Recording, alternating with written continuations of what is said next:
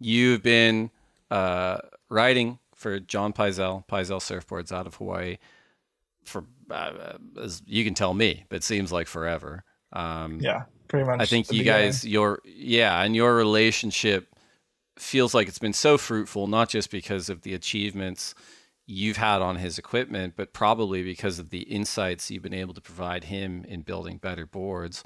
Can you give us a bit of background just on that relationship? And I guess an interesting question is, at any point in your career or during your time working with John, did you ever get close to saying, I might try something different for a period of time? Yeah, I think there's definitely points when I was a little bit younger when I had kind of people coming going, hey, maybe you should try a Merrick, or maybe you should try a Mayhem or a JS or whatever it was at the time. And I think through the years, like I did try a couple other boards here and there, but my relationship with Pyzel has just been always been so good. And I think I kind of realized like maybe after 2 years of like kind of trying some other boards here and there and just kind of, but Pyzel has always been my base like of what I've been riding. I kind of realized I was like, no, like you don't have to do it like everyone else does it. I think for me, like that's what I realized. Like you don't have to go and like try all these different boards and maybe one you're going to surf really good on one because I think building a relationship with a shaper is more important than that. I think when you have Mm, that long term relationship, it's really easy for me to tell Pyzel like I didn't like this board. This board was not very good, and right. like that's like the amount that that helps. I feel like is it's incredible because when you can't tell them exactly what you're feeling, how are you ever going to get like a really good board? And so, yeah, working with Pyzel has been fun, and I've learned so much about the boards. Like I in the past few years, especially, and I've really gotten into like knowing why this board has more concave, why this board has more V off the tail, like why these rails are kind of like that, and how much volume I like, and working with him in that sense has been really fun because we've been able to create some boards that I really enjoy riding, and I'm like, wow, this is actually a really sick board that we kind of came up with together. Um, and I don't know, I think having a long term relationship with someone like that and building things over and over again with them, you really learn how to like work quickly, efficiently, and make something that works really well. Yeah. It's interesting too, right? We talked about it in the intro, and I think when you get to the championship tour, more or less everyone, man or woman, is an elite level surfer in virtually any kind of conditions. But I think it's not controversial to say that someone like yourself is, top 1% in terms of what you've been able to do in all conditions. And as someone who's been like a pretty close observer of the sport for a long time, I remember the log line on you before you qualified.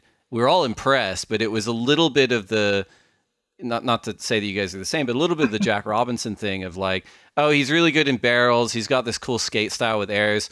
And I remember you qualified at the midway point in 2011, and we were like, I hope he gets a result before pipe so he can stay on tour kind of thing. But you've developed into someone who, whether it's a 2 foot beach break, you can win. If it's a 6 foot point break, you can win. If it's a 10 foot reef break, you can win. And it feels like you and John Pyzel have developed models that can work across everything. It's not always the same model, but you just feel like, especially in 2024, you guys have developed models that are really doing the work and allowing you to surf at your very best in a really unique way. And my question is, what are you packing in your quiver for Tahiti versus Fiji versus the finals at Lowers from John Pyzel? Yeah, so this year has been, I guess, almost a little bit different than any other year in the past. Like I've always been ride one model, and I try to make that one model work in different shapes and sizes for every wave.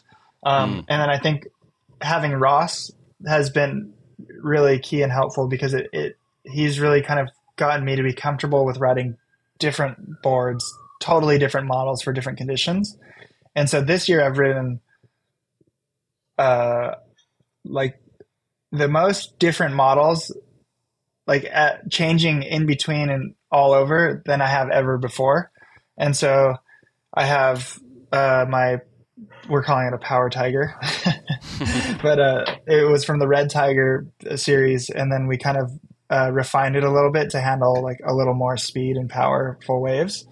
And that's kind of my go-to board. And I think that board's going to be really good at lowers. And then I have my Ghost model, which I've had for a long time, which I ride for a 6.0 and a 6.2. And then from 6.4, 6.6, 6.8, I go to a next step now, Yep.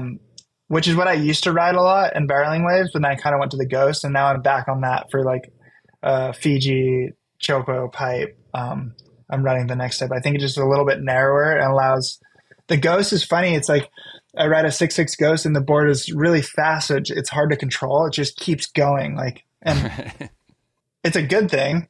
Like, I'm sure a lot of people would love that. But Right. for me, the next step is a little bit slower and a little looser. So you can like really control the thing in big barrels, and really knife it under the lip. And I love that feeling of it. That's And so, yeah, interesting. this year What I've about, just been bouncing go on, between sir. so many models. Right. And when it comes to lowers, I mean, this was a big inspiration for the formation of the Visla CT Shaper rankings, where we get to talk about surfboards all the time and, decide the shaping world title, more or less. But, I still think this is like an underreported story that Felipe Toledo won a world title on a Dark Arts carbon vacuumed quad. Yeah. From Sharp Eye. And I'm like, that's a big story in my opinion. Maybe it's just an audience of one. But you have a lot of experience working with different technologies as well, just in terms of board construction. Are you planning on incorporating any of that at lowers this year? Yeah, so I've worked with Dark Arts a bunch. Justin's amazing at what he does, and just the work that he does is beautiful. And so I don't think I'll be using it at large. Maybe if it's really small, like I have these Mm. small wave carbon boards that are just insane. They're so fun. It makes a wave that's literally 6 inches high for me. Like, and I'm a pretty big guy. Just fun. I get excited for it. And that's pretty cool. But other than that, I like this year I've just been riding kind of PU for my short boards. Mm. And yeah, I have a couple of really good boards right now, so that I'll probably be riding.